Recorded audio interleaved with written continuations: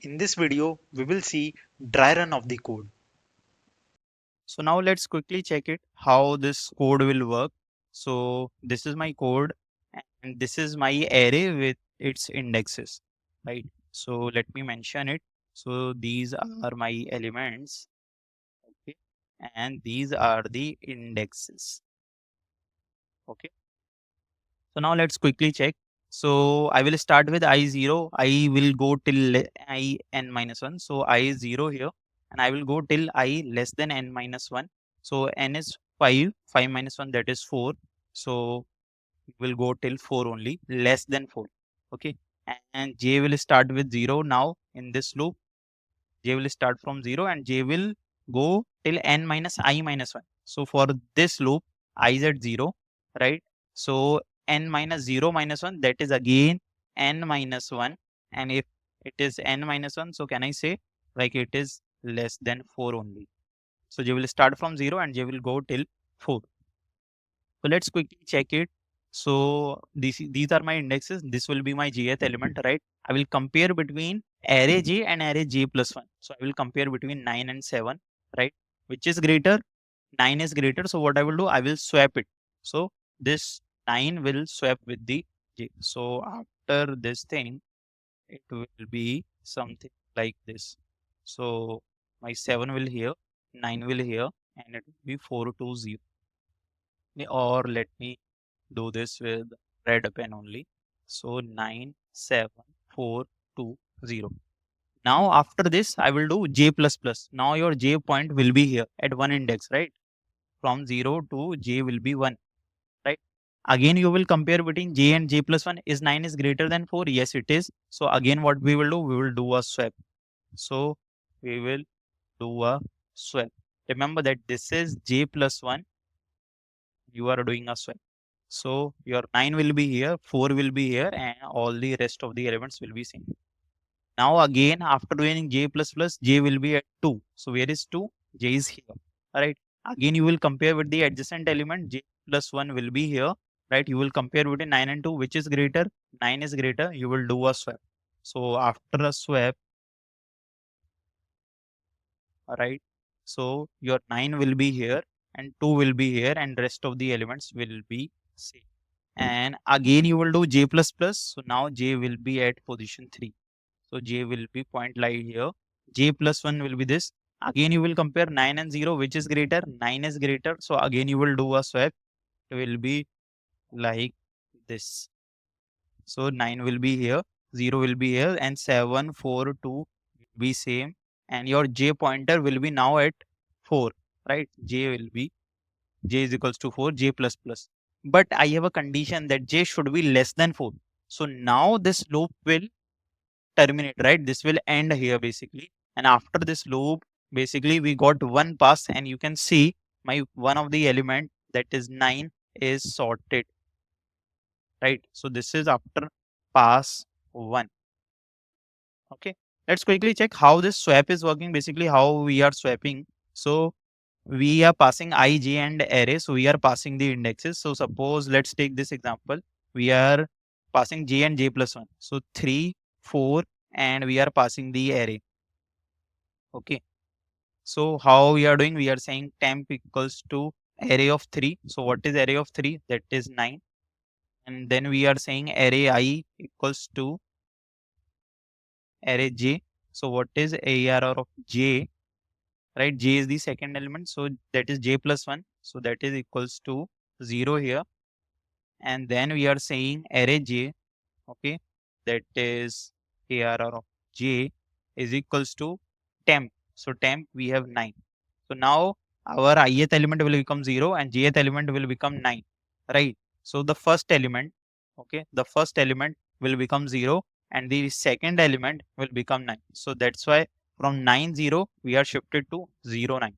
So this is how this your swap function is working. So this was of pass 1. Similarly, pass 2 will also happen. Let me show you one more pass. So now after this, right, because this loop is ended here, now there will be an I plus 1. So from now from I0, I will move to I equals to 1. So this was all about when I was 0. Now question will work with when I is 1. Okay. So let's take the same example, and we have 7, 4, 2, 0, and 9. Now it is already sorted. Okay. So again, let's start with the j. J will again start with 0, and j will again go n minus I minus 1. Let's quickly check what will be n minus I minus 1. So now for I is equals to 1, right? N minus I minus 1 will be n minus 1 minus 1, right? So it will be n minus 2.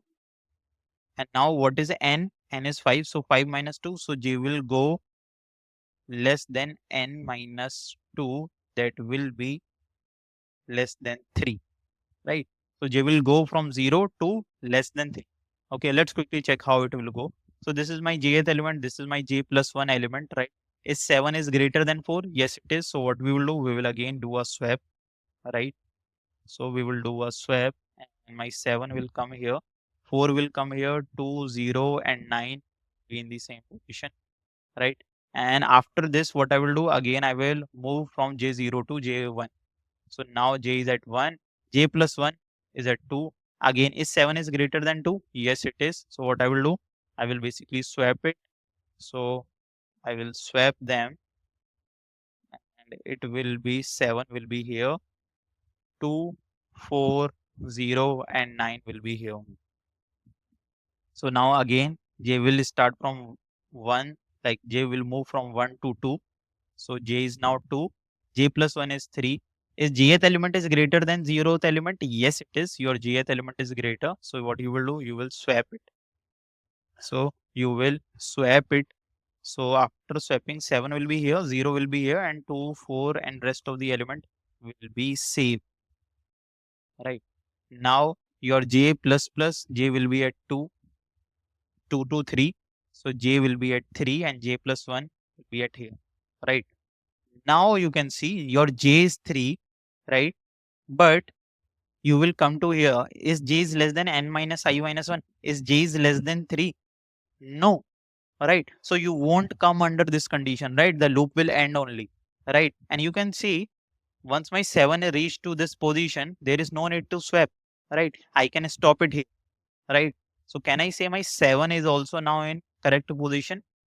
Right. So this is how I have solved it. Now on the next iteration, okay, when I will be 2, what will be your j will start moving? J will start moving again 0 to j less than n minus 3. What is n minus 3? Will be 2. So it should be less than 2. Okay. So this is how your code will work in the first iteration when I is 0. Okay. Let me tell you in more detail. So when I is 0, okay, j is moving from 0 to n minus I minus 1. So j is moving till n minus 1. When I is 1, it is moving from again 0 to j less than n minus 2. When I is 2, j is again moving from j less than n minus 3.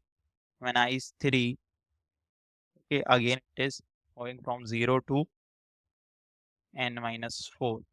So in this way, this and whole this I will move from 0 to n minus 1. Okay. So you can see here, right, how many iterations we are doing in a one loop. How many iterations? So in one case we are doing n minus 1 iterations. Here n minus 2, one less iteration, they will start from 0 and less than n minus 2. Here we are doing n minus 3. Here we are doing n minus 4, and whole this process will run for n minus 1 times, right? So n minus 1 plus I can say n minus 2 plus n minus 3, and so on. All right.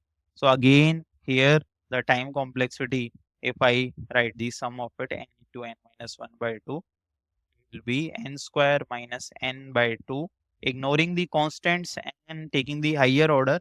So it will be big O of n square. So again the time complexity is big O of n square. So now you can understand like how this code is working, how is the flow, right? How my I is passing, how my J is passing. And yeah, you are all set to apply bubble sort. Check out some questions, play with it, and think like, can you apply the bubble sort or not? Thank you.